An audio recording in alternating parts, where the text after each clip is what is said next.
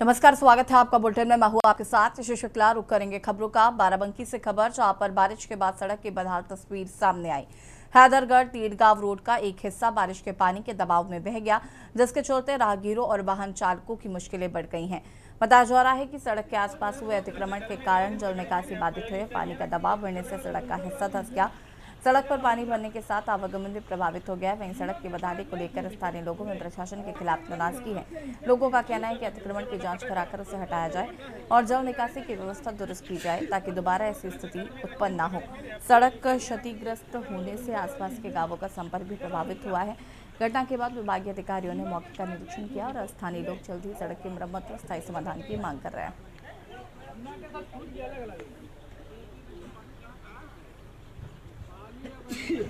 बीच में है, किनारे रहा दूसर वाला पटा है पटा है किनारे है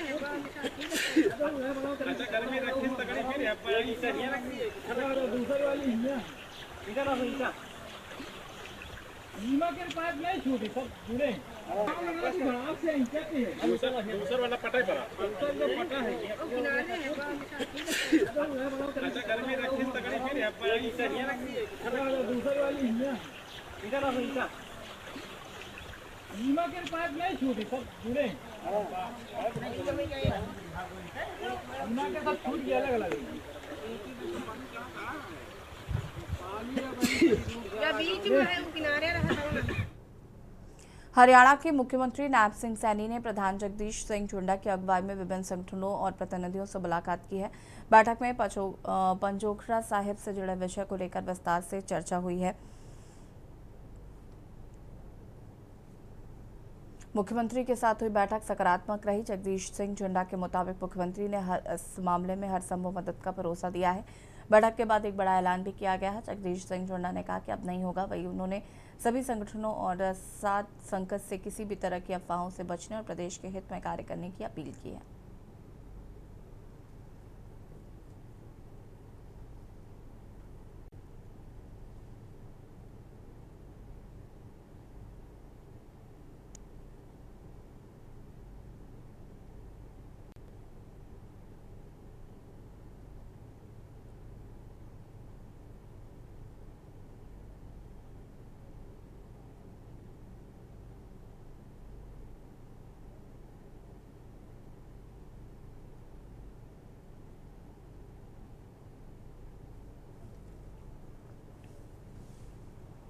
आईपीएस राहुल बंसल से जुड़े मामले में सीबीआई कोर्ट ने शिकायतकर्ता पक्ष की बार बार गैरहाजिरी पर नाराजगी जताई है। कोर्ट ने शिकायतकर्ता पक्ष पर 10,000 रुपए का जुर्माना लगाया है। कोर्ट ने मामले में चल रहे कथित मीडिया ट्रायल पर भी आपत्ति जताई है। सोशल मीडिया पर इस केस से जुड़ी रिकॉर्डिंग वायरल होने के बीच अदालत ने मामले को लेकर गंभीर रुख अपनाया। आईपीएस राहुल बंसल पर हवाला के जरिए 1 करोड़ रुपए की रिश्वत लेने का गंभीर आरोप लगाया गया है।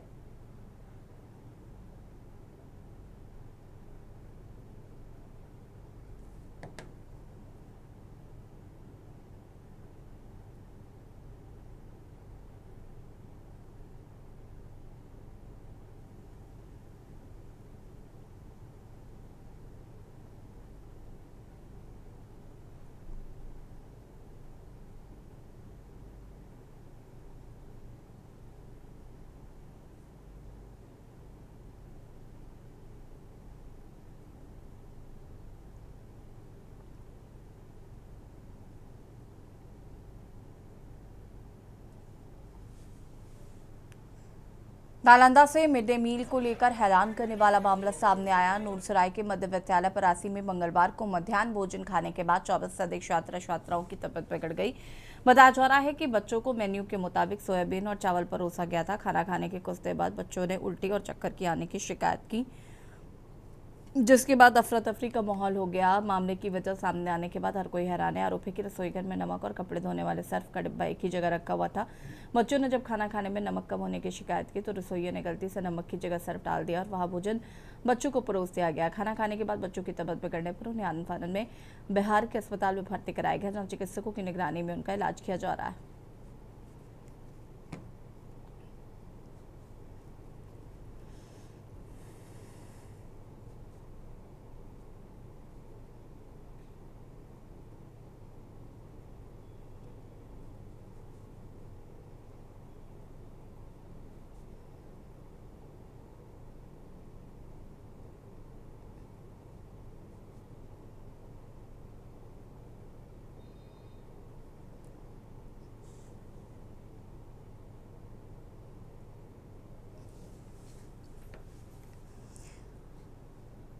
2027 के विधानसभा चुनाव को लेकर उत्तर प्रदेश की सियासत में हलचल तेज हो गई है। बहुजन समाज पार्टी के राष्ट्रीय अध्यक्ष मायावती ने पार्टी की चुनावी तैयारियों को लेकर बड़ा बयान दिया है। मायावती के मुताबिक बसपा ने 2027 विधानसभा चुनाव की तैयारियां तेज कर दी है।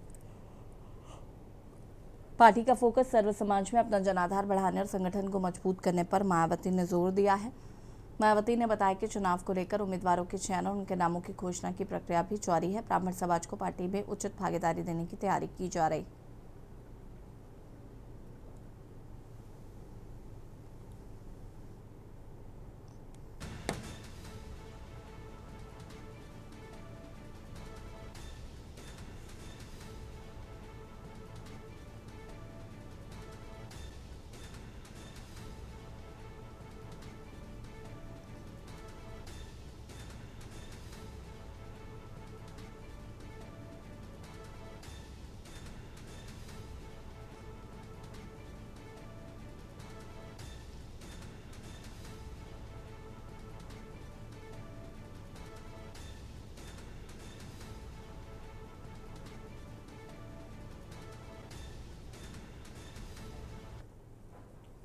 मुख्यमंत्री योगी आदित्यनाथ के निर्देश पर बाढ़ प्रभावित इलाकों में राहत और बचाव का काम युद्ध स्तर पर जारी है। बाराबंकी, गोंडा, लखीमपुर खीरी और प्रयागराज में जनप्रतिनिधि और प्रशासनिक अधिकारी खुद ग्राउंड जीरो पर उतरकर हालात का जायजा ले रहे हैं।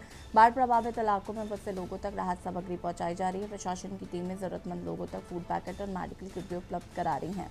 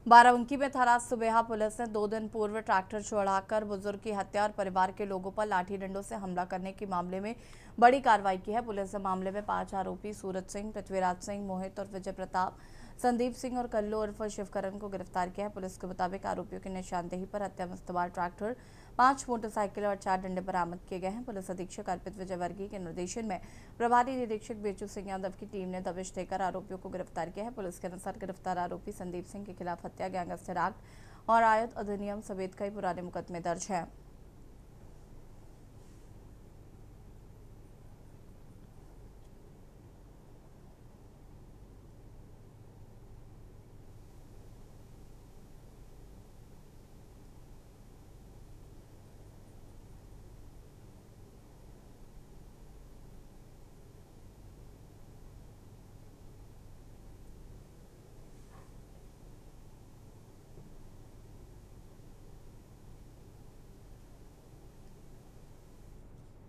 बुलंदशहर के जहांगीराबाद थाना क्षेत्र के नवीन नगर गांव में 5 वर्षीय बच्ची का शव गांव के बाहर ट्यूबवेल की हौदे में मिला। बच्ची तबस्सुम दोपहर में घर से निकली थी, अचानक लापता हुई। सूचना मिलने पर पहुंची पुलिस ने शव को कब्जे में लेकर पोस्टमार्टम के लिए भेज दिया।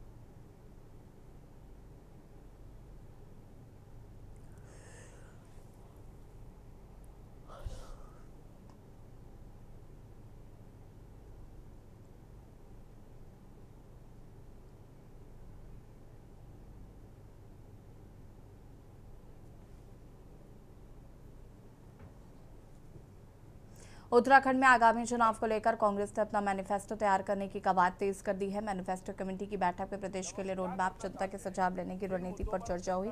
कांग्रेस विधायक भुवन कापड़ी ने बताया कि कमेटी जिलों और विधानसभा स्तर पर जाकर युवाओं, महिलाओं, SC/ST, शिक्षकों, सरकारी कर्मचारियों, उपनल कर्मचारियों, पूर्व सैनिकों, स्वयं सहायता समूहों और आशा, आंगनबाड़ी कार्यकर्ताओं और भोजन माता सहायकों समेत विभिन्न वर्गों से संवाद करेगी।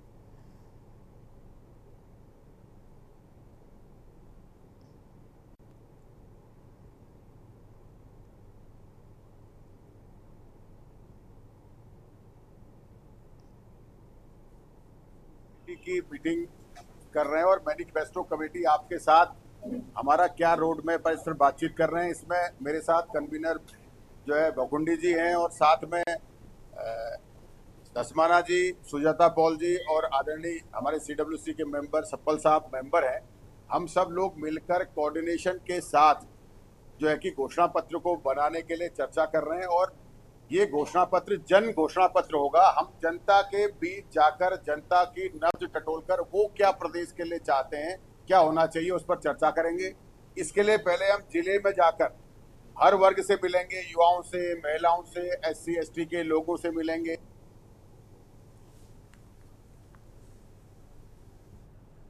आदमपुर थाना क्षेत्र के गांव बहादुरपुर मिश्र में सोमवार रात हुई मूसलाधार बारिश एक मजदूर के लिए जिंदगी की आखिरी रात साबित हुई। पशुशाला के पास छप्पर के नीचे चारपाई पर सो रहे मजदूर के ऊपर अचानक कमजोर दीवार पर भराकर गिर पड़ी। भारी मलबे में दबकर मजदूर गंभीर रूप से घायल हो गया। ग्रामीणों ने करीब आधे घंटे की मशक्कत के बाद उसे बाहर निकाला, लेकिन मंगलवार दोपहर मेरठ में उपचार के दौरान उसकी मौत हो गई है। हादसे के बाद परिवार में खराब मचा है। गांव बहादुरपुर मिश्र निवासी राजपाल पुत्र बातीराम मेहनत मजदूरी कर परिवार का पालन पोषण करता था।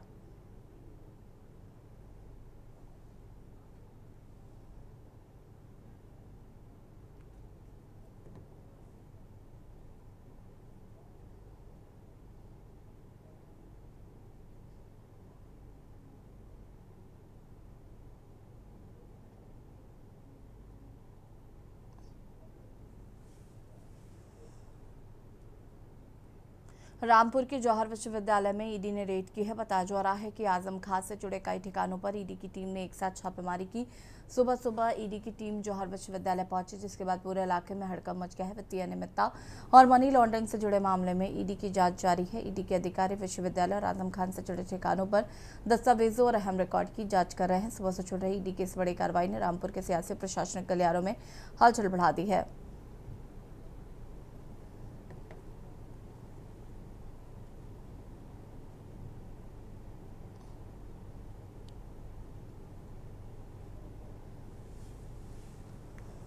मां की डांट से नाराज होकर घर से निकले कक्षा 10 के छात्र वंश चौधरी का शव गंग नहर में मिला है। वंश चौधरी बुलंदशहर कोतवाली देहात क्षेत्र की यमुनापुरम कॉलोनी का रहने वाला था। बताया जा रहा है कि मां की डांट से नाराज होकर वो घर से निकल आया था। आज नहर में उसका शव मिलने से परिवार में कोहराम मच गया। सूचना पर पहुंची पुलिस ने शव को कब्जे में लेकर पोस्टमार्टम के लिए भेज दिया है।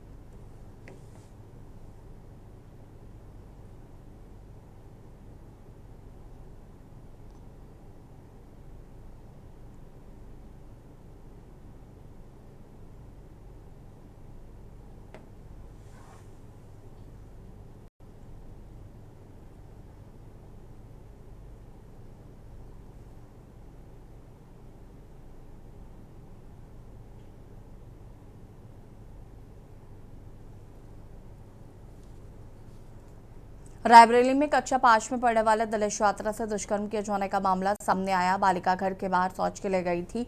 उसी दौरान आरोपी मुन्ना कुरैशी ने इस घटना को अंजाम दिया। पुलिस ने मुठभेड़ के दौरान आरोपी मुन्ना कुरैशी को गिरफ्तार किया है। पुलिस की जवाबी कार्रवाई में आरोपी के पैर में गोली लगी। बालिका के पिता के तहरीर पर पुलिस ने आरोपी के विरुद्ध मामला दर्ज किया।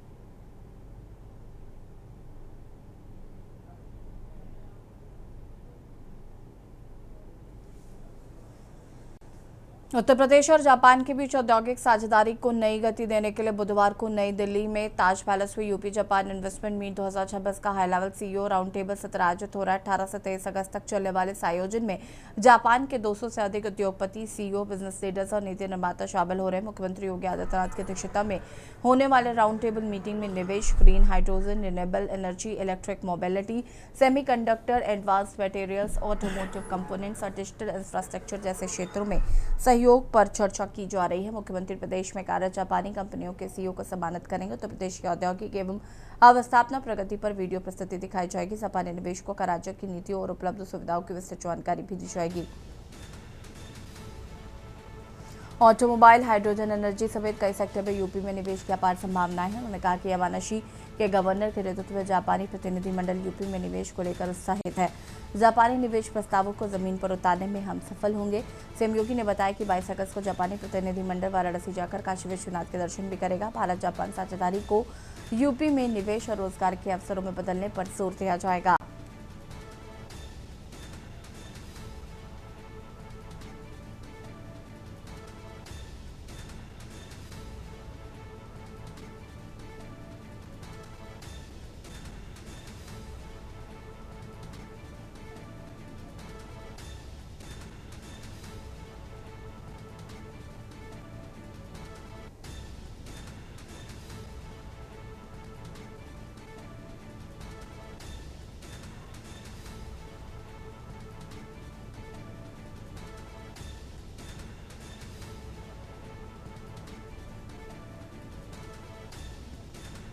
समाजवादी पार्टी के मुखिया अखिलेश यादव ने प्रदेश की योगी सरकार पर तंज कसते हुए सोशल मीडिया एक्स पर प्रयागराज में जल भराव का एक वीडियो शेयर किया है। अखिलेश यादव ने लिखा है कि महाकुंभ के नाम पर जो 1 लाख करोड़ रुपए प्रयागराज के तथाकथित स्मार्ट डेवलपमेंट के नाम पर खर्च किए गए थे, ये उस महाभ्रष्टाचार का जीता जागता और बहता बहाता प्रमाण है। बनाने चले थे दिव्य, लेकिन हर तरफ दिख रहा है द्रव्य। अब क्या इलाहाबाद का नाम फिर से बदलकर प्रयागराज से जलराज नगर करेंगे? भाजपाइयों ने सोचा न था कि उनके महापाप की पोल कभी धार्मिक रूप में खुलेगी, कभी प्राकृतिक रूप से।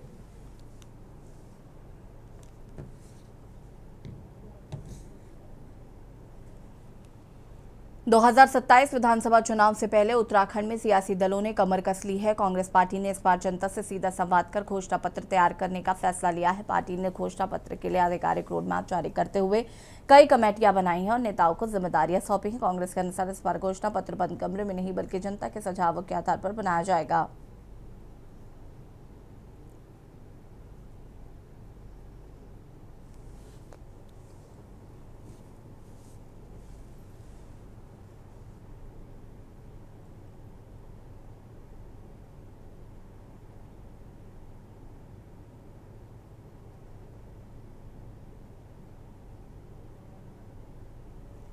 रणनीति तो हमेशा आगे रहती है।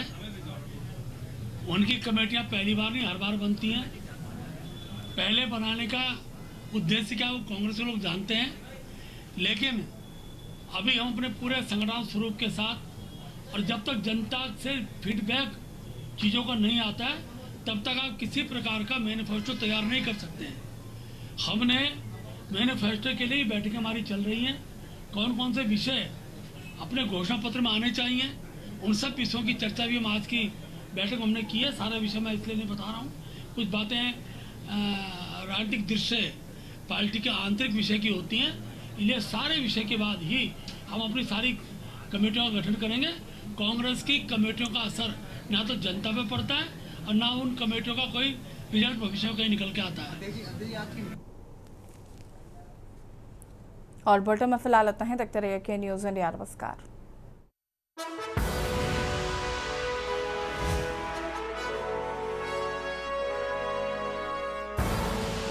आप देख रहे हैं के न्यूज़, खबरों का सारथी।